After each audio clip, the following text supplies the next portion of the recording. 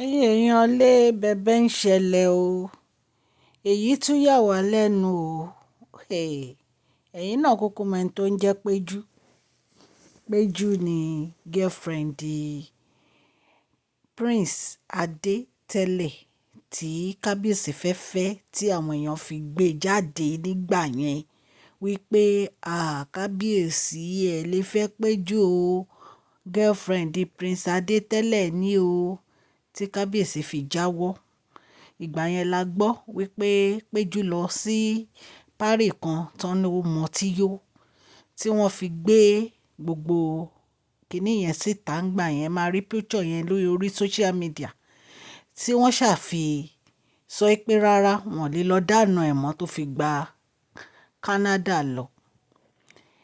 Recently la rí ní orí social media ní weekend pé péjú ṣe 50th birthday gbogbo ayé ló gbọ́ kábíyèsí lọ síbẹ̀ in fact bí a ṣe gbọ́ wọ́n ní òun àti kábíyèsí tún ti padà wọ́n ní kábíyèsí ti lọ bẹ́ẹ̀ o wọ́n ní ó wà lára àwọn tí kábíyèsí máa fẹ́ torí wọ́n ti ń pè ní olórí wọ́n ti ń pè ní olórí kábíyèsí wọ́n ti ń pè ní ìkan nínú àwọn olórí kábíyèsí wọ́n ló wà lára àwọn tí kábíyèsí máa fẹ́ ẹ̀yin èèyàn lé kí ló ń ṣẹlẹ̀ gangan náà ìgbà tí mo gbọ́ ọ̀rọ̀ yìí tó ń lọ lórí social media mo ní kí ló dé ṣé obìnrin tún tán ni ẹni tí Prince Adé ti fẹ́ rí tí Prince Adé ti fẹ́ rí òun tún ni kábíyèsí fẹ́ èyí ò dáa o èyí ò tiẹ̀ bójú mu rárá ni kí ló dé gan-an ẹ̀yin náà mọ ìgbà tí bàbá wéré ńlá fẹ́ péjú ńgbà yẹn tí wọ́n ní pé àwọn sísítà kábíyèsí wọ́n ní àwọn gangan wọ́n ní wọ́n fọwọ́ sí ńgbà yẹn torí gbogbo wọn ni wọ́n fẹ́ lọ sí Canada tó ní pé péjú máa invite wọn lọ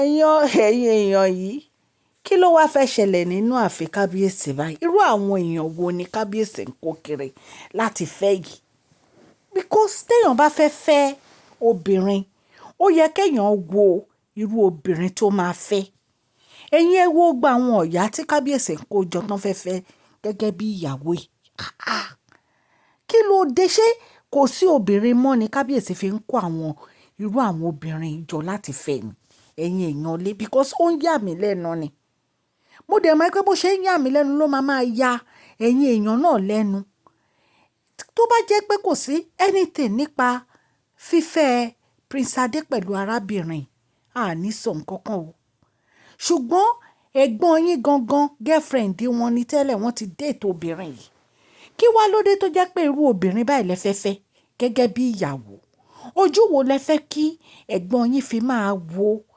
arábìnrin yìí ẹ lọ síbi birthday ẹ̀ kábíyèsí attend birthday yẹn in fact gan àwọn èèyàn kan tiẹ̀ tún gbé pé níbi birthday gan kábíyèsí tó ń pẹ̀kì arábìnrin yìí bọ̀ èmi wo fídíò yẹn èmi ò rí ibi tí kábíyèsí ti pẹ̀kẹ́ o ṣùgbọ́n kábíyèsí attend birthday yẹn àwọn gangan ni master of ceremony torí bó ṣe dé báyìí ni péjú ti lọ kí wọn níta ló ti kúnlẹ̀ fún wọn ló ti ọ̀nà wọn òun gangan wọ́n jọ work hand in hand títí tí wọ́n fi dé ibi tébù ni mo wíṣe pé mo lè short screen fídíò yẹn kẹ́ ẹ rí.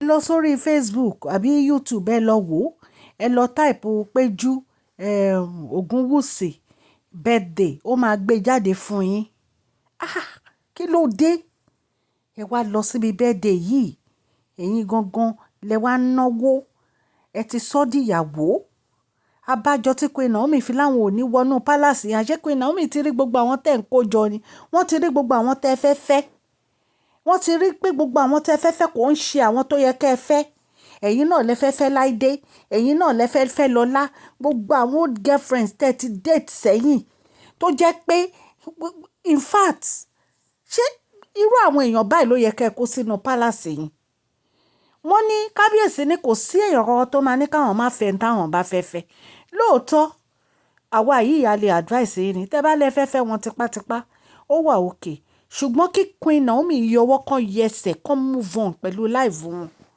kó move on pẹ̀lú life wọn. She deserve a better husband.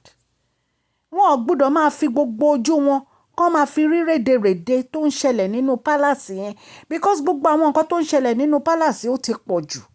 Kí ló dé? Ẹ wá ń gbé ọmọ orí odó, ẹ̀ ń gbé léyìí odó. Àwọn ìyá tẹ̀ ń kó kiri la fẹ́ sọ ni. Àwọn èèyàn tó yẹ pé wọ́n ti dàgbà lẹ wá ń fẹ́ lé.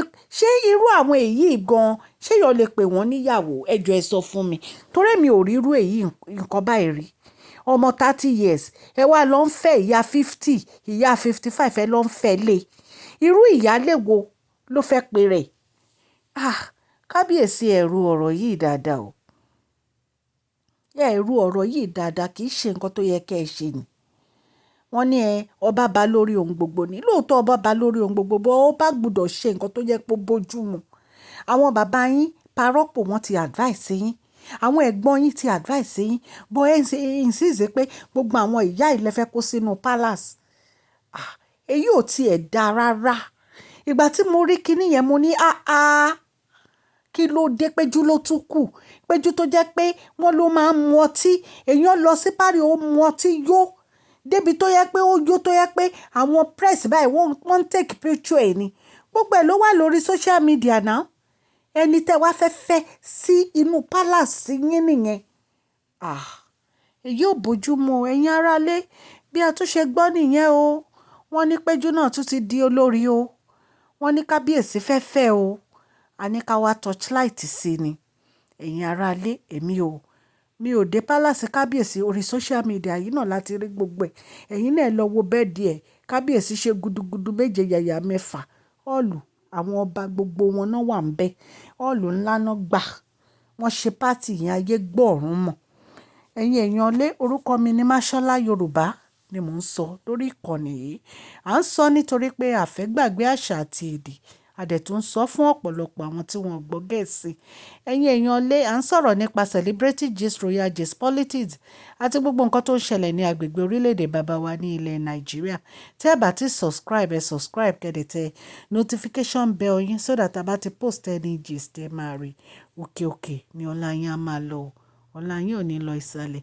Ẹ má gbàgbé kẹ́ fún fídíò yìí ní thumbs up o. Please share this video, like and subscribe. God bless you. Mashola Gist TV. Love you all.